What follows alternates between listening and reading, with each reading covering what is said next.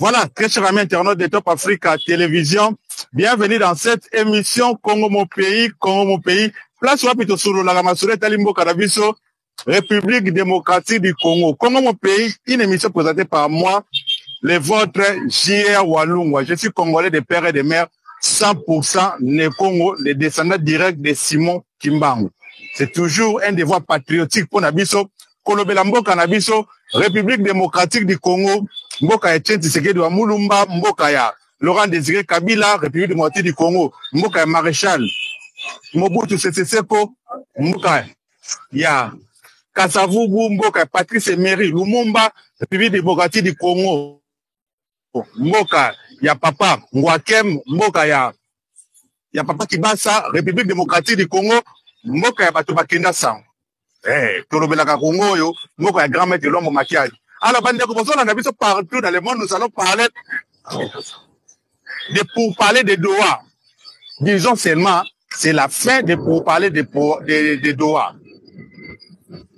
Entre le gouvernement de... Vous excusez ce mot pour la connexion. Voilà. Chers maintenant, nous allons parler de pourparlers entre la République démocratique du Congo, le gouvernement de la République démocratique du Congo, et les terroristes de M23 à Doha. Qu'est-ce qui s'est passé réellement? Pourquoi la délégation de M23 ont quitté Doha? Ils ont plié leurs bagages, ils ont quitté Doha. Nous allons en parler dans cette émission, chers amis internautes. Rencontre entre Félix Tshisekedi et Martin Fayulu, l'un des leaders de l'opposition congolaise, président de l'ECD. Martin Fayulu a commis bien en 2018. Le président Eli. A commis bien le président Eli. Si le lobby bien d'ailleurs président Eli. Le président Eli Martin Fayulu a coûté un lobby na le président de la République démocratique du Congo, Félix Tshisekedi Tshilombo. Sans polémique, chers amis internautes. Après discours, il y a Martin Fayulu à Sengaki. Discours, il y a 3 minutes. Ou à Sengaki, qu'on coûte un Félix Tshisekedi Tshilombo, le président de la République démocratique du Congo, et le président Félix Tshisekedi a accepté la demande de M. Martin Fayulu, Bakutanaki Lobby. Ils ont parlé. Nous allons essayer d'en parler dans cette émission. Bande Kobozo la Nabiso, partout dans le monde, na pesi bambu, ba Congolais mboti. Ba Congolais nyo soto bazali na Nord et Sud Kivu. Bande ko baza na Walikale, na pesi bino mbote. Bande ko nanga bazola na ngai na Bande ko bozola na ngai na Walikale. Bozola na biso na Masisi. Bozola na biso na Ruchuru. Bozola na biso na Niragongo. To pesi bino mbote. Bande ko ya Bukavu. To pesi bino mbote ya Minova. Ya Kibumba. Bande ko na ngai yo bazali na haut plateau ya Fizi. Na bas plateau ya Fizi. Bande ko ya haut plateau ya Uvira.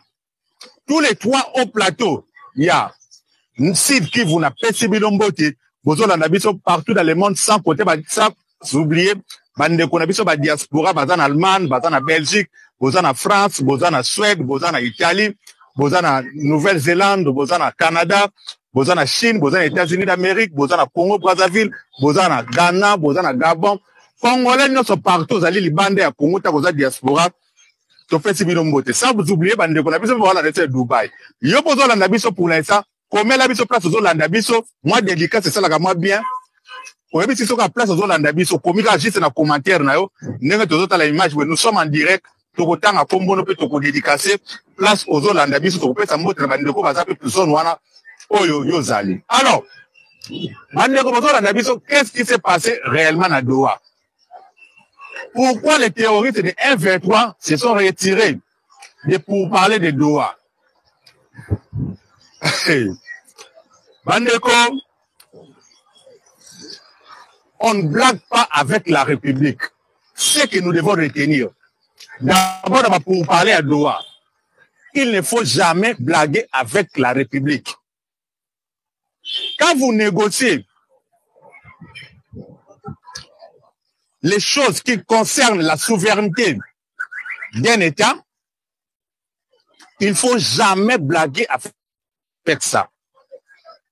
C'est ce qui s'est passé dans le niveau de Doha, entre la délégation du gouvernement de la République du Congo et la délégation de F23. Déjà, je vous confirme que la délégation de F23 va plier déjà leur bagage à Bango et ils se sont retirés de pourparlers de Doha. Problème est anine. Trop de divergences entre les cahiers de charges. Il y a F23 na Papa Fils Alikasi, tu peux sur mot tenir autour de Papa Fils Alikasi, merci à toi. Donc, trop de divergences entre le cahier de charges de M23 et celui du gouvernement de la République démocratique du Congo. M23 a un cahier de charges na bango. Na côté du gouvernement du Congo, déjà président Félix Tshisekedi a tiré qui bango ba ligne rouge. Bato ba kende ko négocier na côté du gouvernement. Et ça ba ligne rouge, faut beaucoup jamais pour dépasser. Jamais pour dépasser la ligne rouge. Tout est négocié, oui. Nous sommes venus chercher la paix, oui. Mais à quel prix? À quel prix? Le président Félix Tshisekedi a dit que jamais pour trahir Mboka, tu ne permettre jamais que Mboka soit la balkanisée.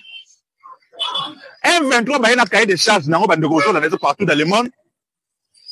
Pour na bango, ba négocier nini, ba obliger gouvernement à Congo nini. D'abord donc ba même revendication au ba yaka na CNDP. Ce sont les mêmes revendications qui reviennent encore. Les mêmes revendications qu'ils ont amenées à l'époque de CNDP, à l'époque de M23,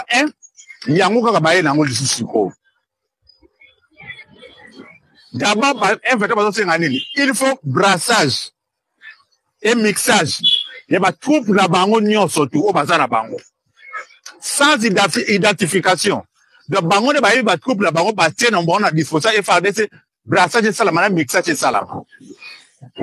Et c'est là, bango, les M23 comptent à peu près 50 000 hommes. Selon bango, bah M23. Selon bah M23, effectif, il y a des troupes là-bas, ils comptent plus de 50 000 hommes. Et 50 000 hommes là, il faut bango nous se battre dans la carte armée la FRDC. On a première revendication à bango au baye na yango na ba pour parler à Doha.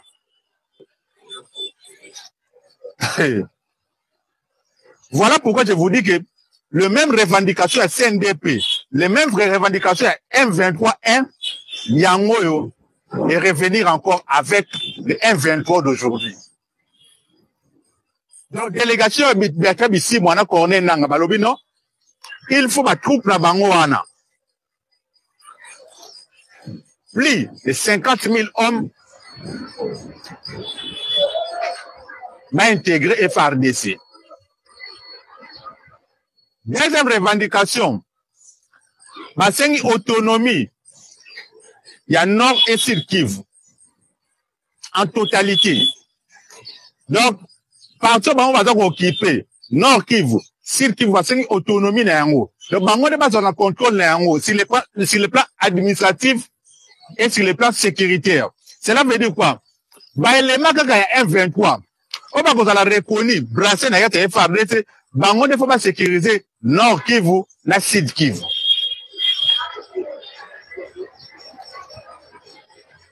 Bango akane, il faut pas sécuriser Nord Kivu na Sud Kivu. Voilà les alliés des revendications à bango.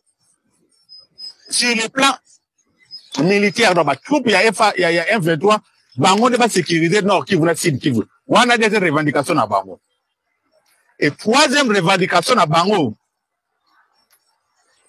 les alliés, sur le plan administratif,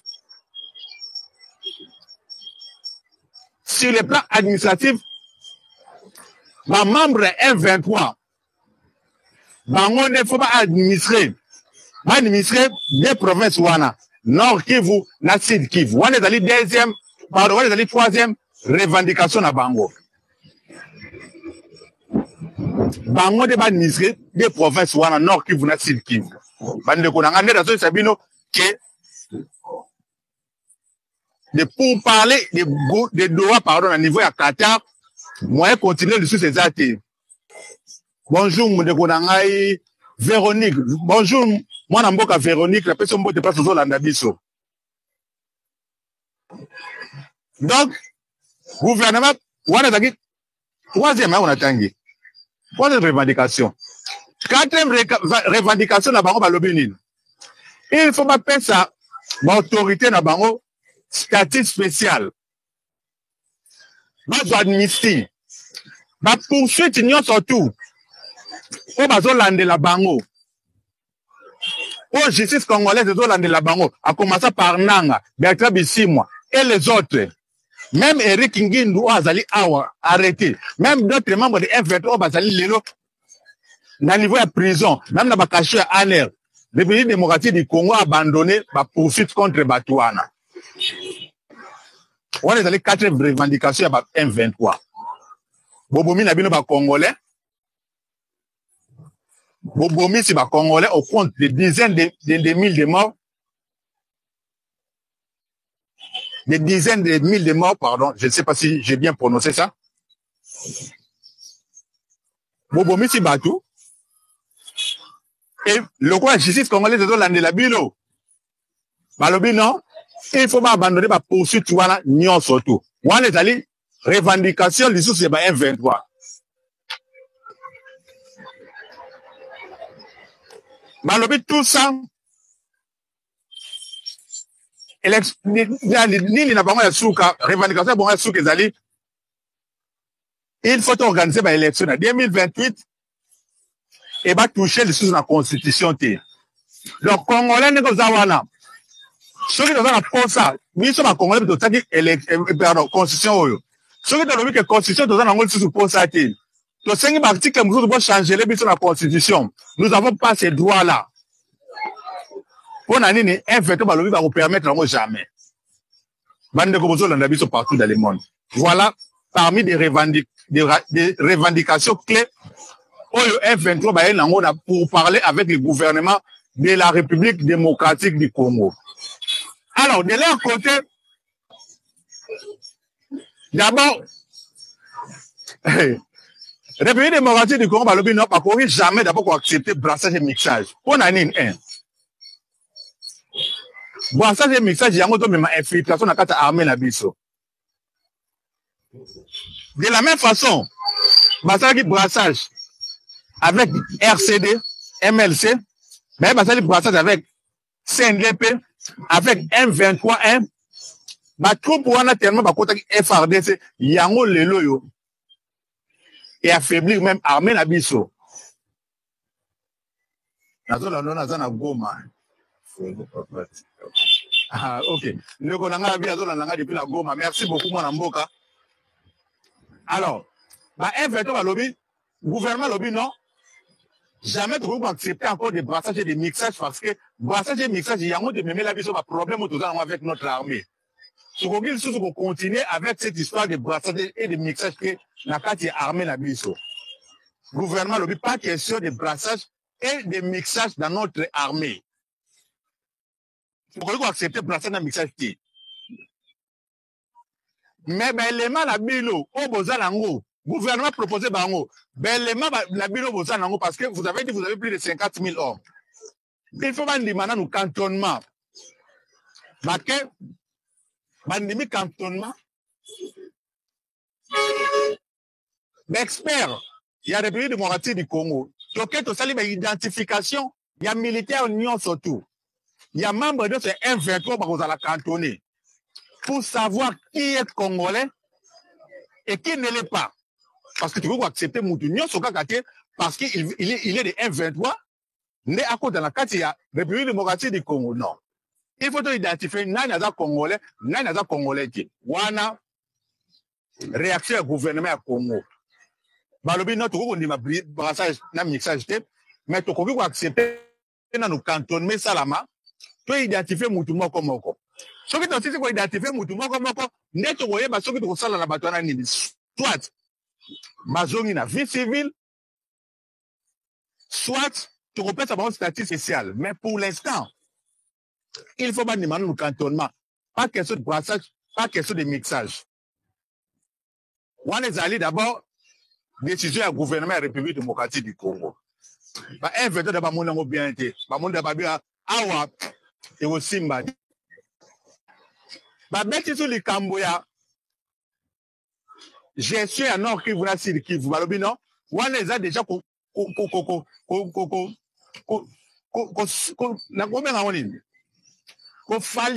faciliter la balkanisation de la République démocratique du Congo. La République démocratique du Congo a un seul président de la République qui est Félix Tshisekedi Tshilombo.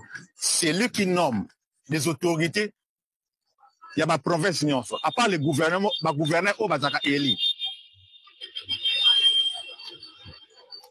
Sur les plans sécuritaires, c'est lui qui nomme les agents. Il y a service de sécurité. Et dans la FRDC, et dans la police, et dans les services de renseignement. Donc, pour accepter que des provinces de la République démocratique du Congo va dépendre de la présidence de la République démocratique du Congo. Par rapport à va dépendre de la présidence de la République démocratique du Congo, mais va dépendre de l'autorité. Il y a M23. Et nous le savons très bien, les autorités de M23 sont dépendent beaucoup plus du Rwanda. Donc, ce qu'on dit, que des provinces sont dans la statut spéciale, et dans la gérée par les M23, et dans le Rwanda, balkanisation de la République démocratique du Congo. Et si c'est pour le gouvernement congolais, balobi baza catégorique pour permettre la route. Baboyi yango. Chers amis internautes, balobi li kamba troisième statut spécial. Oh non, justice landela batu na bango de loi Corneille Nanga, balobi non. Il n'y a jamais une réparation sans la justice. Il n'y a jamais il n'y a jamais une réparation sans la justice. Batouana ba bomi batu. Ba famille ba perdre batu na bango. Batu baza kolela lelo. Bande kona bango bazate. Pona nini bino bosima ki minduki bo boma batouana. Lelo yo. Pona ba négociation. Tondi malelo batouana.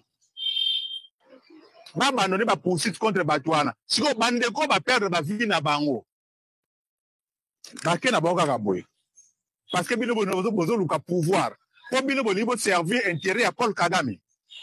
Bande kona biso ya Goma, bande kona biso ya Masisi, bande kona biso ya Minova, ya Bukavu, ya Haut Plateau. O ba perdre ba vie na bango. Bakende kaka boy sans justice. Babi jamais. Jamais ba ko permettre ya mo gouvernement congolais bi ba o nyuso basali ba crime contre l'humanité. Justice congolaise et Rolanda Bango. Et il y en a d'autres même. Baza déjà dans le viseur de la justice internationale. Donc baza na place ya kolekate. Moi te protéger bango zate. Bande ko bozo na liste ba j'aime na bino na s'il te plaît. Go aimer vidéo na biso, c'est une façon pour na bino ko soutenir biso. Ba j'aime na bino de ça là que ba vidéo na biso ça la recommander à batu mususu. S'il vous plaît, go aider biso kaka na ba j'aime na biso bino.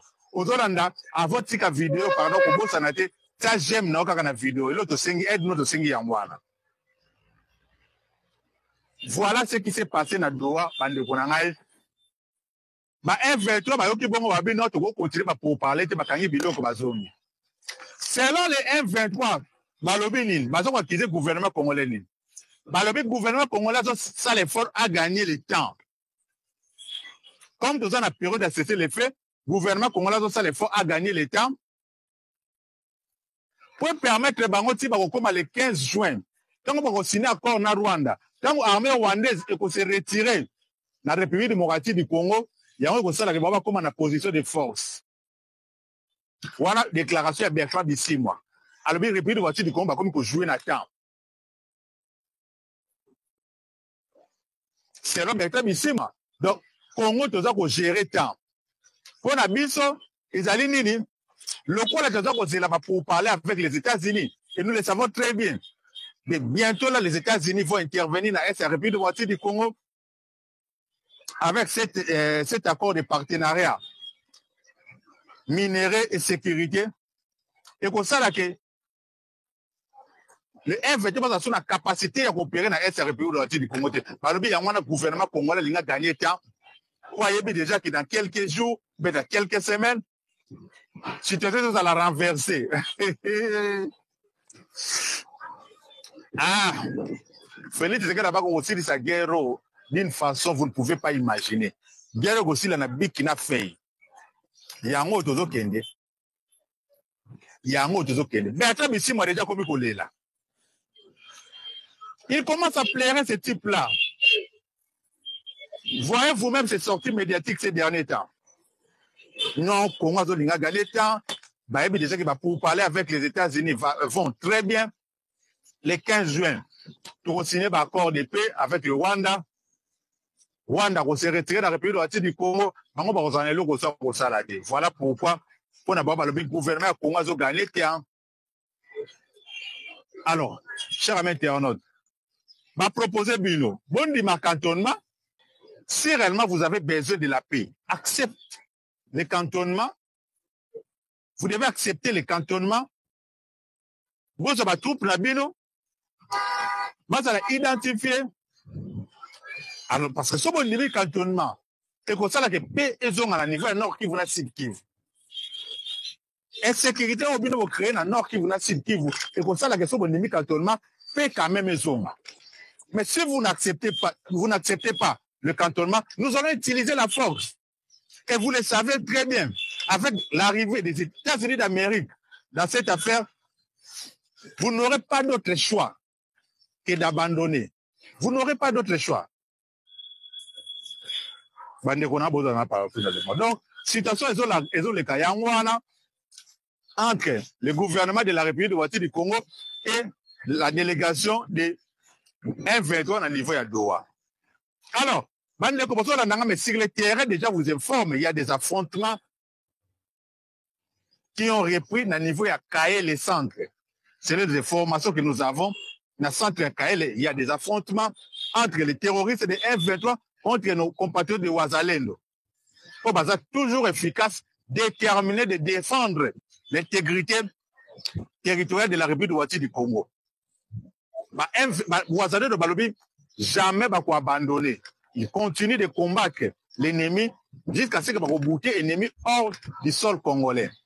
Vous avez vu l'image que nous avons proposé l'autre fois. Kabila a envoyé l'argent. Parce que Kabila attend à Sololi avec ses hommes, à Sololi Nananga, à Sololi Nanini. Ils ont vite compris, non? Sur le terrain, nous avons inséré problème sur les Ouazalendo. Parce que FRDC c'est déjà infiltré avec cette affaire de brassage et de mixage. Déjà infiltré FRDC. Mais qu'est-ce que nous devons faire maintenant pour résoudre, pour avancer au front, sur les fronts?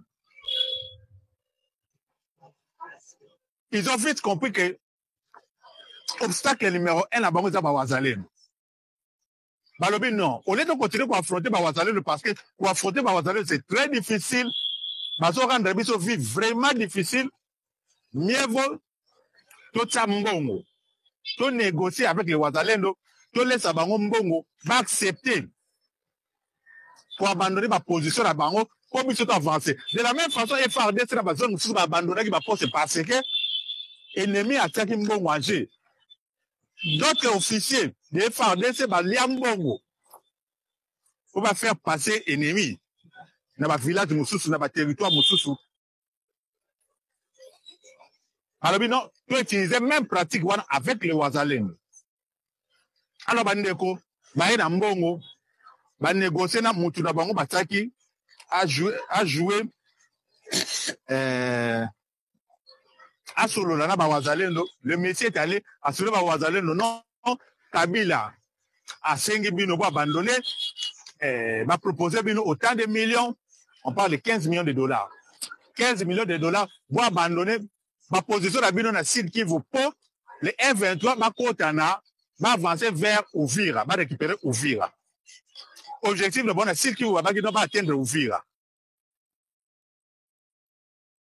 Les chefs de M23 qui na niveau à Fizi pour mais été boya na mbongo. Cher ami internaute ba na mbongo, le monsieur là na mbongo. Enveloppe ya kaki. Ba lias ya ba dollar ya sika. Na la seconde ba image ou te kondeka. Si vous avez besoin de match, vous match combien plus 243 89 80 13 953. Plus 243 89 80 13 953. Je reprends encore. Plus 243 89 80 13 953. Le monsieur a un mbongo. 15 millions de dollars. Na enveloppe à kaki. Ba lié ça va mbongo. Tala ba enveloppe à kaki ba ye nango. Ba ye ba pesi ba responsable ba un veto ba zala kiwana. Ba ye bo cédé. Ba kota tina walikale. Ba kota tina walikale. Ba pe balobi non problème ezate boya. Kama ye na mbongo. Bazino no moto ayaki na mbongo bakangi ba bise telekisi ekuna. Tango kaka baye na mbongo bazi mutana bazi bakangi balekisi kuna. Ba présenter mbongo wana na population ba bibota la mbongo batindi po ba détourner biso. Pot tot céder mboka. Na esa bino ke elite ya ba M23, elite ya ba wazalendo eza pacte basala pona matibele na bango. Bande ko excuser biso ya toujours ba problème sérieux. Bon aimer ba vidéo bo ennemi ça a besoin perturber live la biso. Bon aimer s'il vous plaît, bon aider biso na ba bozo mon continuer ici. Allô? Allô? Ennemi ndé na lobby. Bon aimer ba vidéo bande ko c'est ça là que élément la biso za la protéger format tozo subir ba attaque. Il y a armée numérique qui est ennemi de tozo landa à live comme vous voyez. Ça devient compliqué pour nous de continuer.